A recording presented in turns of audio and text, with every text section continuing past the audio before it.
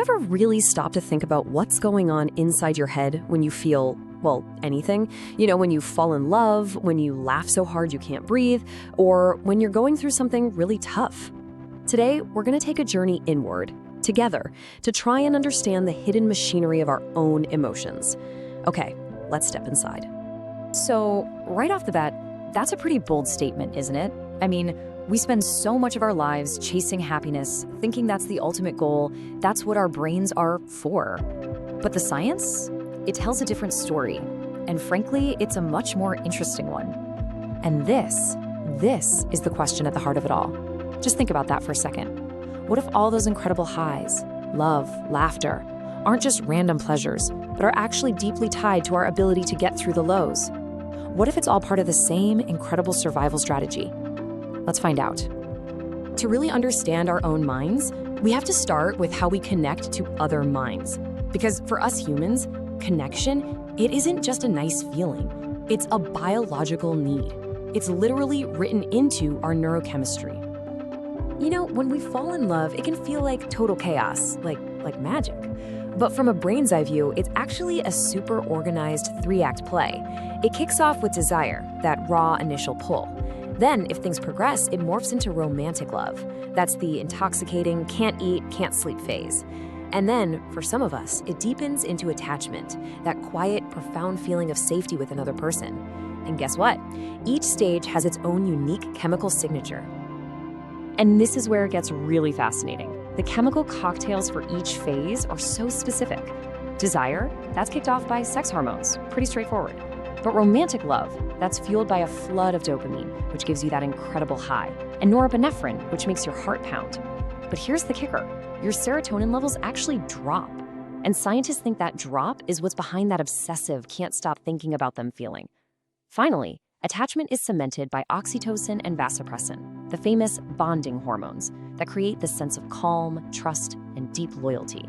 It's literally a journey from a hormonal spark to a chemical obsession to a deep biological bond. And of course, connection isn't just about romantic love. It's also built on another incredibly powerful chemical process, laughter. We usually think of laughing as just, a reaction to a good joke. But neurologically, it's a primitive, ancient signal to the other people in our tribe that says, hey, we're safe, we're on the same team, we can let our guard down. It's a social survival signal. And the benefits are real, they're physical, and they are amazing. The moment you have a real, genuine belly laugh, your brain gets to work lowering your levels of cortisol. That's the big stress hormone. It also kicks on your parasympathetic nervous system, we'll talk more about that in a second, which is basically your body's emergency brake, calming you down. On top of that, it strengthens your immune system, and maybe most importantly, it forges social bonds almost instantly. Laughter is basically your brain's built-in tool for resilience. But here's the thing. To really understand why those moments of connection feel so good, we have to look at what they're protecting us from. We have to understand how our brain is built to handle suffering. Because pain, it isn't a bug in our system. It's a feature that our brain evolved to manage. So your body has these two internal systems that work in opposition. The easiest way to think about it is like a gas pedal and a brake. The sympathetic nervous system, that's the gas pedal. When you sense danger, it floods your body with adrenaline, getting you ready to either fight or run for your life. The parasympathetic nervous system, the one that laughter helps turn on, that's the brake. Its whole job is to calm everything back down, to bring you to a state of rest and digest. And for us to survive, we absolutely need both. The command center for this whole operation has a fancy name, the HPA axis. But really, it's just a chain of command. It starts in your brain and sends a message down to your adrenal glands, telling them to release that powerful stress hormone, cortisol. This system is the bridge between a threat out there in the world and a powerful chemical response inside your body. It's what keeps you alive in a crisis. And that system is brilliant when you need it for a short burst. It's adaptive, it helps you focus, but our modern lives often create a totally different kind of stress, this chronic, low-grade pressure that just never seems to shut off. So what happens to the brain when that alarm gets stuck in the on position? Well, this is what that looks like inside the brain. This is where the damage starts. Chronic stress makes the amygdala, that's the brain's little fear center, go into overdrive. It gets super sensitive, constantly scanning for threats. At the exact same time, it weakens the parts of the brain that are supposed to calm it down, like the hippocampus, which is in charge of memory and control. So basically, the gas pedal for fear gets jammed and the brake pedal starts to give out. And this damage isn't just some vague chemical imbalance. It is physical. That constant flood of cortisol is literally toxic to the hippocampus.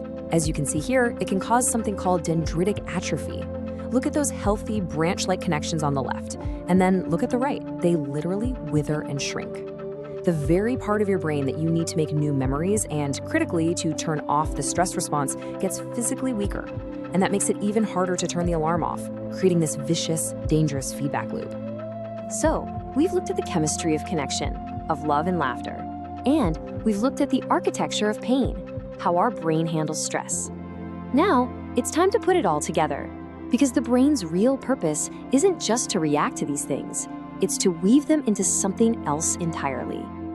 And this is the key to everything. Our brain isn't just blindly chasing pleasure and running from pain. No, it's doing something much more profound. It's taking all of our experiences, the good, the bad, the amazing, the awful, and it's constantly trying to build a story out of them, a story that makes sense of our life. So you see, the ultimate goal was never happiness itself, it's meaning. The deep connection of love, the social safety of laughter, even the strength we build by surviving pain, these are the building blocks for a meaningful story. And when your brain can build a story of purpose, of connection, of meaning, that is when the feeling we call happiness shows up. It's not the goal, it's the beautiful side effect. In the end, this whole incredible dance of chemicals and neurons, of love and of suffering, it's all happening inside you, right now. It's constantly writing the story of who you are. The only real question is, are you listening?